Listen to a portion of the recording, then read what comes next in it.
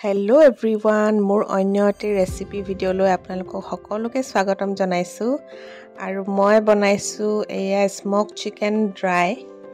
গতিকে মই কেনেকৈ তৈয়াৰ কৰিলো এই ৰেচিপিটো আপোনালোকক দেখুৱাও বলক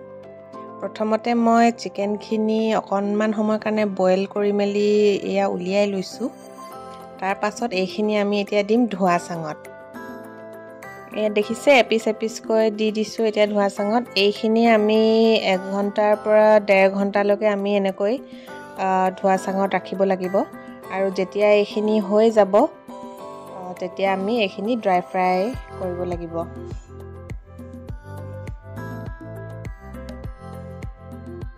এইফালে আমাৰ স্মোক চিকেন ৰেডি হৈ গল দেখিছে মাংসখিনি ৰঙা ৰঙা হৈ গল আৰু এইখিনি এতিয়া অলপ সৰু সৰুকৈ কাটি লৈছো কাৰণ পিচখিনি যেহেতু ডাঙৰ হৈ আছিল এইখিনি কাটি মেলি হৈ গল আৰু ইনগ্ৰেডিয়েন্টস বিলাক হৈছে পিয়াজ লৈছো ক্যাপসিকাম লৈছো আদা নহৰু এনেকৈ কাটি লৈছো আৰু লগত আছে জলকীয়া এতিয়া কেৰাহীত তেলখিনি গৰম হোৱাৰ পাছত প্ৰথমতে এই কাটি থোৱা চিকেনখিনি দি দিছো এতিয়া এইখিনি অকনমান সময় আমি এনেকৈ ভাজি লম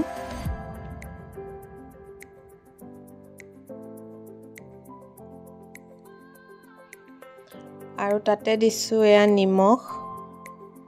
হালধি অকনমান কাশ্মীৰী মিৰ্চ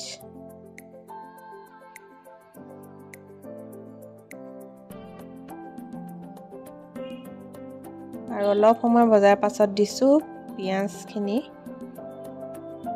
আদা নহৰু জলকীয়া এতিয়া এইখিনি অকনমান সময় ভাজি লম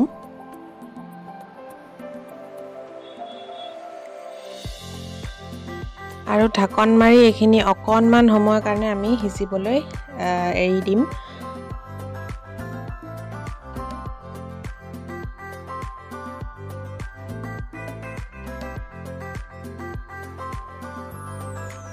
যেহেতু মাংসখিনি বইল কৰা হয় আৰু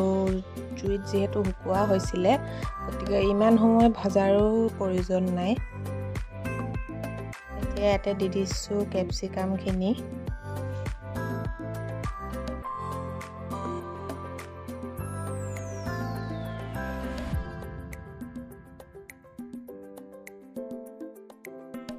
আৰু অলপ দেৰি ভজাৰ পাছত এয়া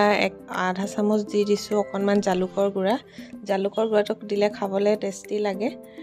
আৰু এতিয়া হেকত আমি দি দিম ধনিয়া আমাৰ ওচৰত ধনিয়া নাই সেইকাৰণে মান ধনিয়াকে দি দিছো আৰু এয়া আমাৰ তৈয়াৰ হৈ গল স্মোক চিকেন ড্ৰাই আৰু আপোনালোকে যদি ভিডিঅটো চাই ভাল পালে তেনেহলে মোৰ চেনেলটো সাবস্ক্ৰাইব কৰিবলৈ নাপাহৰিব